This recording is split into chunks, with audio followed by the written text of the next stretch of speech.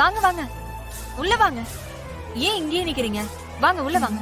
வாங்க ஆண்டி, வாங்க. உட்காருங்க.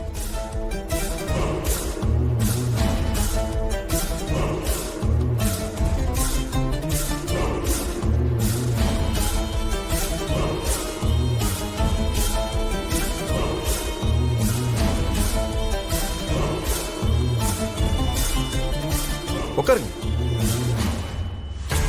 பானு, இதோ வந்துட்டமா. அம்மா, இவங்களுக்கு காஃபி எடுத்துட்டு வா. சரிங்கம்மா. பானு, அம்மா, ஐயா எங்க? இங்கதாம்மா உட்காந்து பேப்பர் படிச்சிட்டு இருந்தாரு. சரி, உள்ள எங்கயாவது இருக்காராருன்னு பார்த்து கூட்டிட்டு வா. சரிம்மா.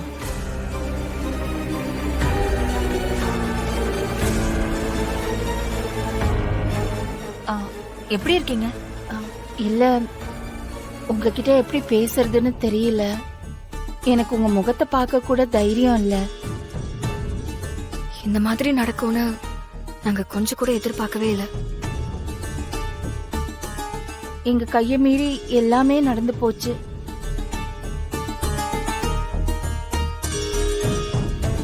இந்தாங்கம்மா. எடுத்துக்கோங்க. நன்றிம்மா. ஐயா மேல இல்ல, எங்க போனாருன்னு தெரியல. கெஸ்ட் வராங்கன்னு கூட நான் சொன்னம்மா. அப்புறம் எங்க போனாருன்னு தெரியலம்மா. ஓ சரி, நீ போ. சரிங்கம்மா. புரியுதுங்க. இல்ல, நடந்த விஷயத்தை நினைக்கும் போது அவர் எங்களை பார்க்கணும்னு விருப்பப்பட மாட்டாரு. அப்படிலாம் இல்ல, அவர் பக்கத்துல எங்கேயாவது போயிருப்பாரு. எங்க மேல உங்களுக்கு கோவம் இருக்கும் தான். ஐயோ, உங்க மேல நாங்க எதுக்குங்க கோவப்பட போறோம்? உங்க மேல எந்த தப்பும் இல்லையே. இல்ல, உங்களுக்கு பெரிய மனசு. நாங்க கொடுத்த வாக்கை தான் காப்பாத்த முடியாம போயிடுச்சு. எனக்கு என்ன சொல்றதுன்னே தெரியல. எங்களுக்காக நீங்க எவ்வளவோ செஞ்சிருக்கீங்க. இன்னைக்கு நான் உயிரோட இருக்கேன்னா அதுக்கு நீங்க தான் காரணம். ஆனா இப்படி இப்படி நடந்துருச்சேன்னு எனக்கு வருத்தமா இருக்கு.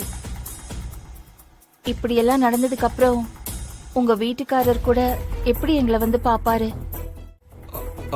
ஆண்டி, மாமா அப்படிலாம் எதுவும் யோசிச்சிருக்க மாட்டாரு. நீங்க வருத்தப்படாதீங்க. இதுல உங்க மிஸ்டேக் எதுவும் இல்ல. அந்த ராஸ்கல் லாஸ்ட் மினிட்ல இப்படி பண்ணிட்டான். அவனை பக்கத்துல சேர்த்ததுதான் நாங்க பண்ண தப்பு. நான் என்ன பண்ணேன்னே தெரியல. என் 2 பொண்ணுங்களோட கல்யாணத்திலயும் என்னால சந்தோஷமாவே இருக்க முடியல. எங்களுக்குன்னு ஆதரவா யாரும் இல்ல. எனக்கு தாலி கட்டின என் வீட்டுக்காரரு நல்லா இருந்திருந்தா இப்படி எல்லாம் நடந்திருக்காது. என்ன பண்றது? ஒரு குடிகாரனுக்கு வாக்கப்பட்டு என் வாழ்க்கையே போச்சு. அவர் எங்களை விட்டுட்டு போயிட்டாரு. அதுக்கப்புறம் நான் எவ்வளவோ கஷ்டப்பட்டேன். சாகுற வரைக்கும் அந்த கஷ்டம் என்னை விட்டு போகாது போல இருக்கு. நீங்க இப்படி எல்லாம் பேசுறீங்க? சில ஆம்பளைங்க இப்படிதான் இருக்காங்க. நீங்க தனியாளா 2 பொண்ணுங்களை வளர்த்து ஆளாக்கிருக்கீங்க. அதுக்கு நீங்க பெருமைப்படணுங்க. அப்புறம் ஆண்டி, மீனாட்சி எப்படி இருக்கா? அவளுக்கும் ஜீவா மேல இன்னும் கோவம் போகல. பாட்டி கூட அவளை வீட்டுக்கு வரக்கூடாதுன்னு சொல்லி பிரச்சனை பண்ணாங்க.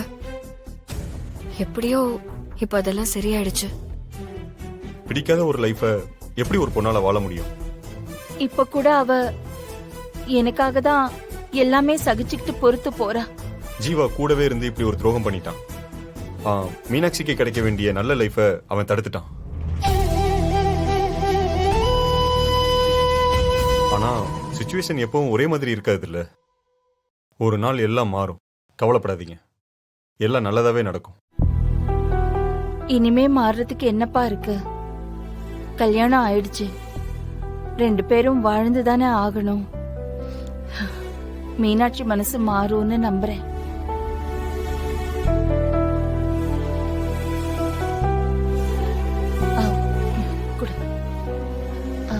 ஏங்க, இது நீங்க மீனாட்சிக்காக அவளுக்கு கொடுத்த நகை. இந்தாங்க. இதே எடுத்துட்டு வந்தீங்க? இல்லங்க, இப்போ இது எங்ககிட்ட இருக்கிறது அவ்வளவு சரியா இருக்காது. ஆண்டி, இது நான் மீனாட்சிக்காக கொடுத்த gift. இது அவகிட்டே இருக்கட்டும். இல்ல தம்பி, வேற ஒருத்தரோட அவளுக்கு கல்யாணம் ஆயிடுச்சு. இது எப்படி அவ எடுத்துக்க முடியும்? அது அவ்வளவு சரியா இருக்காது. இத வாங்கிக்கோங்க.